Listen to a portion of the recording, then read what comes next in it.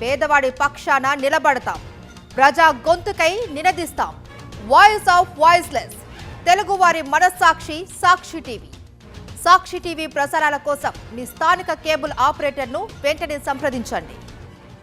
Bharat, China, Russia ఈ మూడు దేశాలు కలిసికట్టుగా ముందడుగు వేస్తే అగ్రరాజ్యం ఆధిపత్యానికి చెక్ పడ్డట్లే. సుంకాల పేరుతో దేశాలను బెదిరించి దారికి తెచ్చుకోవాలని ప్రయత్నిస్తున్న ట్రంప్కు గట్టి సవాల్ విసిరినట్లే. ఎస్సీఓ శిఖరాగ్ర సదస్సు వేదికగా ఈ మేరకు కీలక నిర్ణయాలు ఉంటాయనే అంచనాలు పెరుగుతున్నాయి. చైనా అధ్యక్షుడు జిన్పింగ్, రష్యా అధ్యక్షుడు పుతిన్తో ప్రధాని మోదీ ద్వైపాక్షిక చర్చలపై ప్రపంచ స్థాయిలో ఆసక్తి నెలకొంది.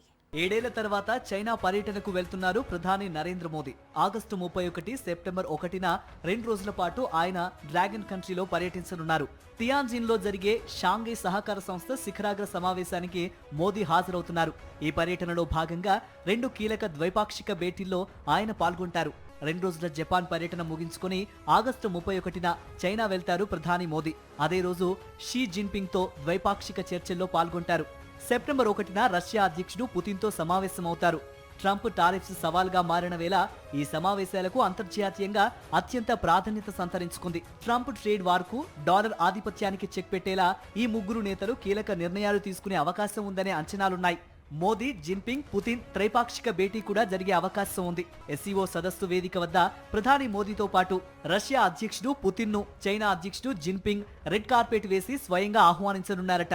మోదీ, పుతిన్ సహా మధ్య, పశ్చిమ, దక్షిణ, ఆగ్నేయాసియా దేశాలకు చెందిన 20 మందికి పైగా నాయకులకు ఈ సమ్మిట్ కు ఆహ్వానం అందింది.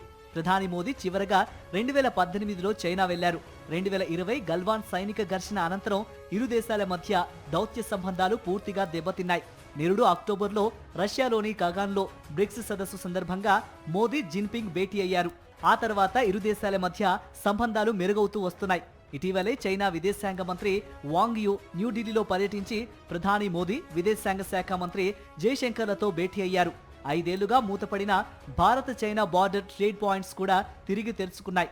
ప్రధాని మోదీ పర్యటన భారత చైనా సంబంధాల మెరుగుదలకు, అభివృద్ధికి కొత్త ఊపునిస్తుందని భారత్లో చైనా రాయబారి జూ ఫెయిహాంగ్ వ్యాఖ్యానించారు.